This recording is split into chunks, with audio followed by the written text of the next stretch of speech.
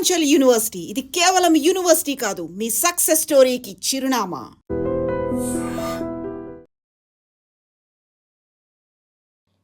నమస్తే, welcome to I dream. నేను వాలి.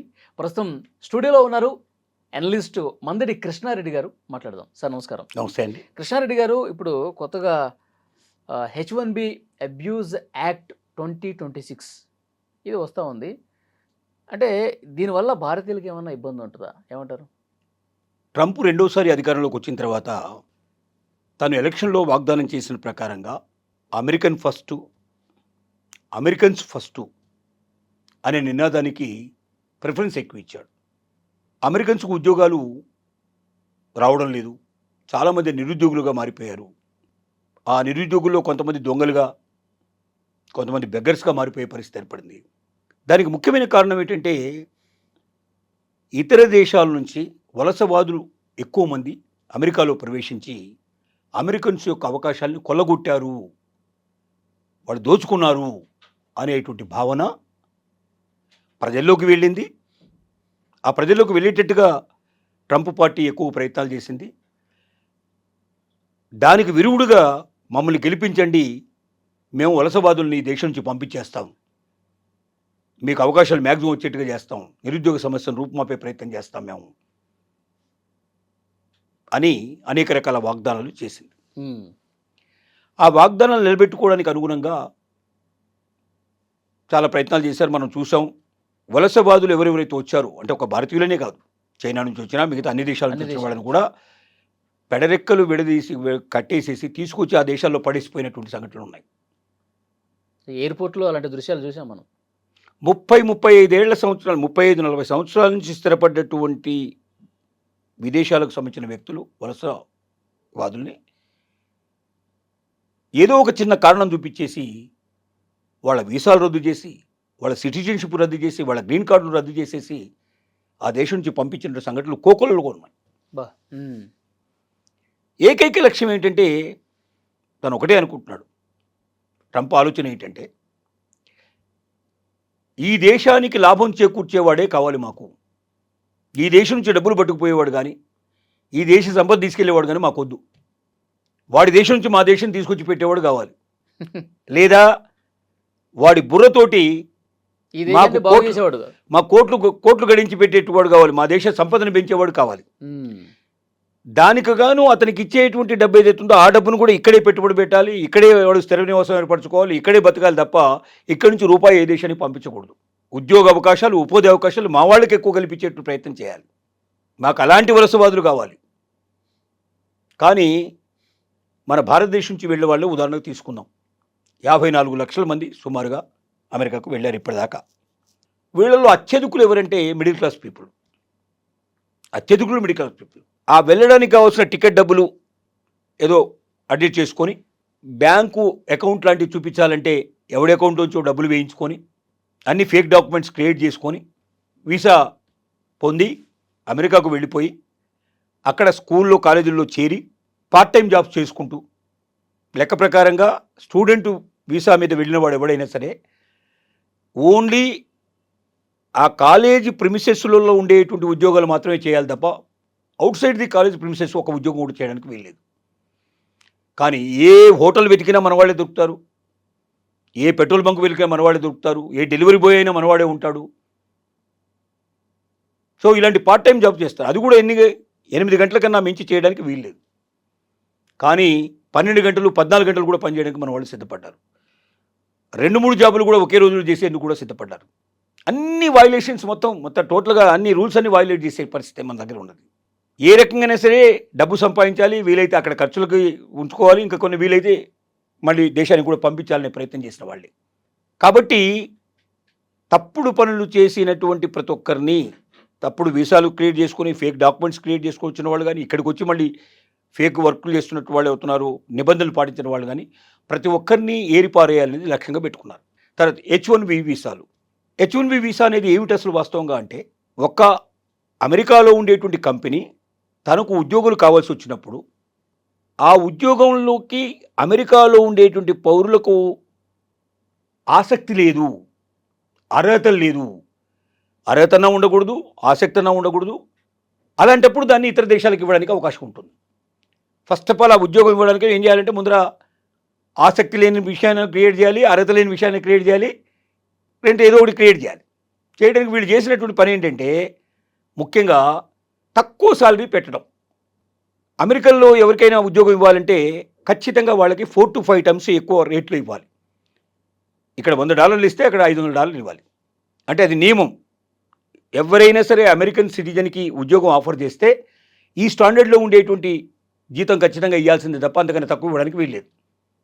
అక్కడ ఉన్నటువంటి అవసరాలు, అక్కడున్న పరిస్థితిని బట్టి బ్రతుకు తెరువుకు ఎంత కావాలనే దాన్ని వాళ్ళు డిసైడ్ చేశారు. అక్కడ లేబర్ డిపార్ట్మెంట్కి పర్మిషన్ తీసుకోవాలి. సరే వీళ్ళు ఏం చేస్తున్నారంటే ముఖ్యంగా ఇండియన్స్ని, చైనీస్ని ఎక్కువ ఏషియన్ కంట్రీస్ నుంచి ఎక్కువ మంది తీసుకుంటున్నారు. ఇండియన్స్ ఎక్కువ మందిని బాగా లైక్ చేస్తున్నారు. కారణం ఏంటంటే నెంబర్ 1, 4-5 రెట్లు తక్కువైనా సరే ఇండియన్స్ సంతోషంగా ఒప్పుకుంటారు. కారణం ఏంటంటే భారతదేశంలో వచ్చేదానికన్నా ఇక్కడ వచ్చేది ఎక్కువ కాబట్టి నెంబర్ 1. నెంబర్ 2 ఏమిటంటే ఒబీడియన్స్. గౌరవనీయంగా అవతల వాళ్ళ దగ్గర లొంగి ఉండటం, అవతల వాళ్ళు బాస్ అంటాం, సార్ అంటాం, ఇట్లాంటివన్నీ చేయగలుగుతాడు మనవాడు మాత్రమే. అమెరికన్స్ ఎప్పుడూ అట్లా చేయరు. హాయ్ బాయ్ అంతే వాళ్ళకి తెలిసిన విషయాలు. వాడు బాస్ అయినా, వాడు నెంబర్ 1 ప్లేస్లో ఉండేవాడైనా, అమెరికన్ ప్రెసిడెంట్ అయినా హాయ్ బాయ్ ఇదే ఉంటుంది వాళ్ళ దగ్గర. కాబట్టి ఒబీడియన్స్ అస్సలు ఉండదు వాళ్ళ దగ్గర. రెండోది టైం టు టైం. కరెక్ట్గా 10 o'clock అంటే 10 o'clock కరెక్ట్ ఎంటర్ అవుతాడు, 6 అంటే 6 బయటికి వెళ్ళిపోతాడు. ఒక్క నిమిషం కూడా ఉండడు. పార్ట్ టైం చేయడం కానీ, ఎక్స్ట్రా చేయడం కానీ, సండేస్ హాలిడేస్లో వచ్చి పని చేయడం కానీ ఇట్లాంటివన్నీ ఉండవు. భారతీయులు వీటన్నిటికి విరుద్ధంగా తక్కువ శాలరీలో పని చేయగలరు, 4-5 times తక్కువైనా పని చేయగలరు, ఎక్కువ సమయమైనా ఉండగలరు. ఒబీడియన్స్ అసలు మిగతా ప్రపంచంలో అన్ని దేశాల కన్నా మన వాళ్ళు ఎక్కువ చూపించగలుగుతారు. సండేస్ హాలిడేస్ పని చేస్తారు, ఎక్కువ పార్ట్ టైం, ఎక్కువ టైం కూడా కావాలంటే కూడా 6 అయిపోయిన తర్వాత కూడా అవసరమైతే 2 hours 2 hours 3 hours ఉండి పని చేయమంటే కూడా చేస్తారు. ఎక్కువ పని తీసుకోవచ్చు, తక్కువ శాలరీ ఇవ్వచ్చు. మనకు ఎప్పుడు ఒబీడియన్స్గా పడి ఉండేటువంటి వాళ్ళు కాబట్టి వీళ్ళకి ఇంపార్టెన్స్ ఇవ్వాలి, చేసింది అది. అందుకే ఇవాళ సీఈఓలు కూడా ప్రపంచ ప్రసిద్ధి చెందిన గూగుల్ కానీ, లేకపోతే మిగతా అన్ని పెద్ద సంస్థలు ఏవైతే ఉన్నాయో అన్ని సంస్థల్లో కూడా ఇవాళ మన వాళ్ళే హైయెస్ట్ పొజిషన్లో ఉన్నారు మన వాళ్ళు. దానికి కారణం ఏంటంటే అట్లా ఎదిగారు వాళ్ళు. అంటే వాళ్ళ విశ్వాసం చూరుకున్నారు, కంపెనీకి అట్లా ప్రాఫిట్స్ వచ్చేట్టు చేశారు, ఆ రకమైన స్టేజ్కి వచ్చేసారు వాళ్ళు. సో ఇప్పుడు ఉన్న వాళ్ళని వదిలించుకోవడం ఎలాగా, కొత్త వాళ్ళని రానియకుండా చేయడం ఎలాగా అనేది దీని ముఖ్య ఉద్దేశం. ఏది H1B వీసా అబ్యూజ్ యాక్ట్ ఏదైతే ఉందో దాన్ని తప్పించడంలో కొత్త వాళ్ళని ఎట్టి పరిస్థితుల్లో రానియకుండా చేయాలి. నెంబర్ 1 కండిషన్ వాళ్ళు ఏం పెడుతున్నారంటే 3 సంవత్సరాల దాకా H1B వీసాలు రద్దు చేయాలి. ఫస్ట్ వాళ్ళు ఈ యాక్ట్లో పెట్టింది.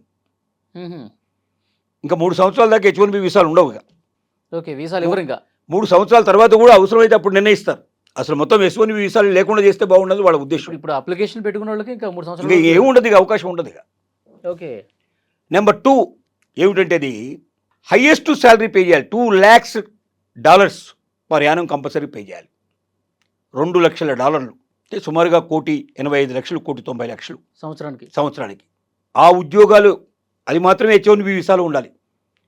H1B వీసా ఇవ్వాలంటే మినిమం అంత హైయెస్ట్ శాలరీ ఉండే వాళ్ళకే H1B వీసాలు ఇష్యూ చేయాలి. అంటే అంత క్వాలిటీ పీపుల్ మాత్రమే మీరు ఉద్యోగంలో పెట్టుకోవాలి. ఇప్పుడు ఎందుకు అమెరికన్స్ని తీసుకోకుండా ఇతర దేశాల వాళ్ళు తీసుకుంటున్నారు? తక్కువ అమౌంట్లో వస్తున్నారనే కదా. ఎక్కువ అమౌంట్కి మరి అయ్యేటప్పుడు ఎట్టి పరిస్థితులు వాడికి ఏం అవసరం ఉంటుంది? ఇక అప్పుడు అమెరికన్స్ తీసుకుంటే ఈ గొడవ అంతా లేదు కదా. ఎందుకంటే ఒక్కొక్క H1B వీసా దాడి మీద $2 లక్షల $1,00,000 వేశారు. ఇప్పుడు $1,00,000 కట్టి కానీ H1B వీసాకి అప్లై చేసే అవకాశం ఉంది. ఎవరు కట్టాలి $1,00,000? కంపెనీ కట్టాలి.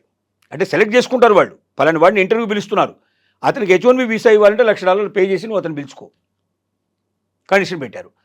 అంటే ఇక పైన H1B వీసాకు వాళ్ళు అప్లికేషన్ రావాలంటే $1,00,000తో రావాలి. ఆ అప్లికేషన్ $1,00,000 అంటే దాదాపు 1,85,00,000 2 కోట్ల రూపాయలు ఒక క్యాండిడేట్ మీద ఖర్చు పెట్టాలి.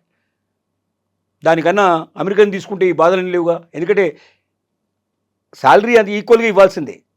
అమెరికన్స్కి ఏ శాలరీ ఇస్తున్నారో అదే శాలరీ ఇప్పుడు H1B వీసా మీద తీసుకొచ్చిన వాడికి ఇవ్వాల్సిందే. పైపొచ్చి మళ్ళీ $1,00,000 ఎందుకు? ఇంకా అమెరికన్ తీసుకుంటే $1,00,000 అవసరం లేదు కదా, వీసా అక్కర్లేదు కదా, లోకల్ వాడిని తీసేసుకోవచ్చు కదా. అంటే ఎట్టి పరిస్థితుల్లో లోకల్ వాడినే తీసుకుంటట్టు చేయాలి, బయట వాడిని ఆపేయాలి అనే కారణం. మూడోది ఏంటంటే స్టేటస్ను చేంజ్ చేసుకోవడం. అంటే ఒక వీసా నుంచి ఇంకొక వీసాకు చేంజ్ చేసుకునే అవకాశాలు గతంలో ఉండేవి.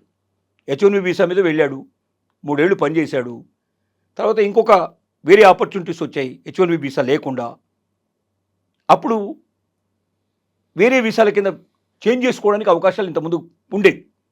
ఇప్పుడు H1B వీసా మీద వచ్చిన వాడు H1B వీసా మీదనే కంప్లీట్ చేయాలి. ఒకసారి పూర్తయిన తర్వాత నో మోర్ ఎక్స్టెన్షన్, ఇంకా మళ్ళీ ఎక్స్టెన్షన్ ఉండదు. మళ్ళీ వెళ్ళాలి, మళ్ళీ ఫ్రెష్ క్యాండిడేట్ కింద మళ్ళీ అప్లై చేసుకోవాలి, మళ్ళీ మళ్ళీ $1,00,000 కట్టేసుకుని మళ్ళీ రావాల్సిందే, కంపెనీ నుంచి రావాల్సిందే. సో దానివల్ల ఏమవుతుందంటే గ్రీన్ కార్డుకి అప్లై చేసే పరిస్థితి కానీ సిటిజన్షిప్ ఉండేటానికి అవకాశం లేదు. గ్రీన్ కార్డు కావాలన్నా సిటిజన్షిప్ కావాలన్నా చాలా టైం పడుతుంది. 40 ఏళ్ళ నుంచి 50 ఏళ్ళ నుంచి 80 ఏళ్ళ నుంచి వెయిట్ చేస్తున్న వాళ్ళు ఉన్నారు. ఇంతవరకు కార్డు రాని వాళ్ళు, ఇంతవరకు సిటిజన్షిప్ రాని వాళ్ళు ఉన్నారు. ఇక ఇప్పుడు కొత్త విధానాలు నిబంధనలు పాటిస్తే అసలు జీవిత కాలంలో రాదు కదా, 3 తరాల వరకు కూడా రాదు.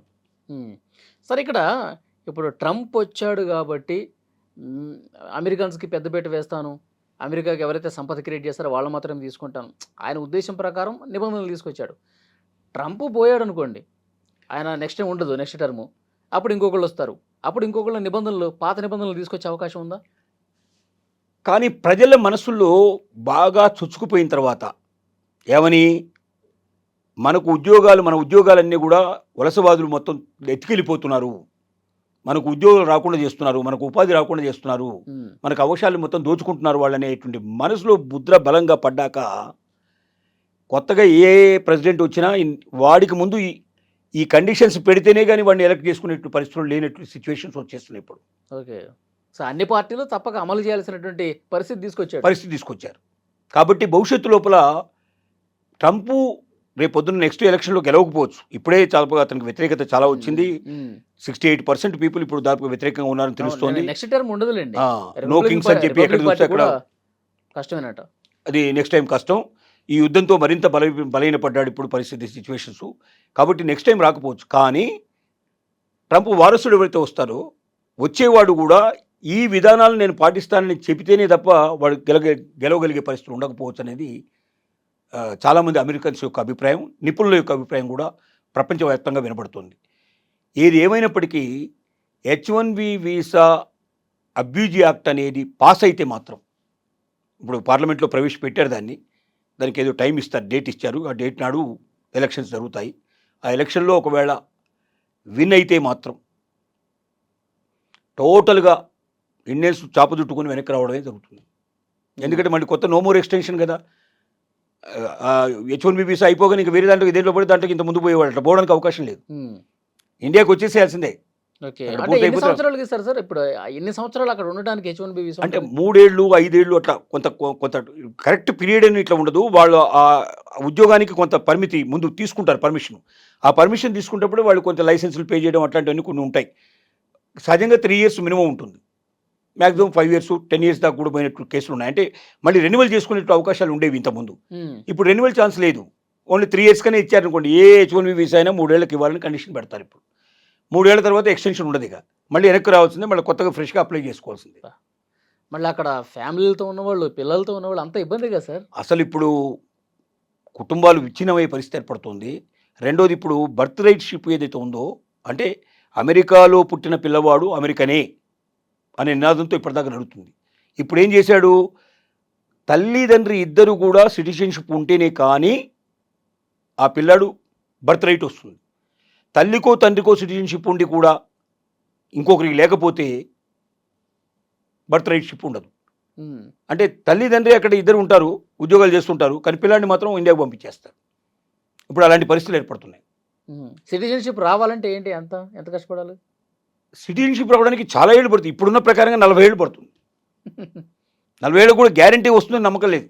ఓకే, అంటే ఒక పద్ధతి ప్రకారం అన్ని దేశస్తుల్ని, అమెరికల్ని కాకుండా ప్రతి ఒక్కరిని కూడా బయటకు పంపే ప్రయత్నం. తర్వాత ఇంకొక నిబంధన మాత్రం ఏం చెప్పారు, ఇప్పటిదాకా 65,000 నుంచి 85,000 దాకా H1B వీసాలు లాటరీ పద్ధతిలో తీస్తున్నాం. ఇక్కడ నుంచి H1B వీసాలని 25,000కే పరిమితం చేయాలి. 25,000 కన్నా మించి H1B వీసాలు 1 సంవత్సరం లోపల ఇవ్వడానికి వీల్లేదు. ఆ కండిషన్ కూడా ఇందులో పెట్టారు. ఈ అబ్యూజ్ యాక్ట్లో దాన్ని కూడా పెట్టారు. సో అప్పుడు ఏమైందంటే అవకాశాలు పూర్తిగా తగ్గిపోతాయి. ఏతావాత తేల్చేది ఏమిటంటే వలస దానికి ఎవరితో వచ్చారో వాళ్ళందరూ ఈ దేశం నుంచి వెళ్ళిపోండి, వలస వచ్చిన వాళ్ళు ఎప్పటికి కూడా వలస కూలీలే. అంతే. మీరు మీ దేశానికి మళ్ళీ వలస అంతే. వెళ్ళిపోవడమే. మీరు మాకు అవసరం లేదు, మీ వల్ల మాకేం ఉపయోగం లేదు, మీరు ఎంతకాలం ఉన్నా ఈ దేశం నుంచి ఏం మోసపోవాలని చూస్తారు తప్ప ఈ దేశానికి ఏమి ఇవ్వరని మీరు చూడరు. మాకు మీలాంటి వాళ్ళు కావాల్సింది కాదు మాకు కావాల్సింది ఉమ్. ఆ దేశంలో సంపాదించి ఆ సంపద అంతా పట్టుకొచ్చి మా దేశానికి ఇవ్వాలి, ఉమ్. లేదా మా దేశంలో సంపద సృష్టించి మా దేశానికి ఖర్చు పెట్టాలి. ఉమ్. అలాంటి వాళ్ళనే మేము కోరుకుంటున్నాం తప్ప మీరు ఎంతకాలం ఉన్నా ఇక్కడ నుంచి ఏదో పట్టుకుపోవడానికి ప్రయత్నం చేస్తారు తప్ప మీరు మాకు అక్కర్లేదని నిర్ణయానికి వాళ్ళు వచ్చారు.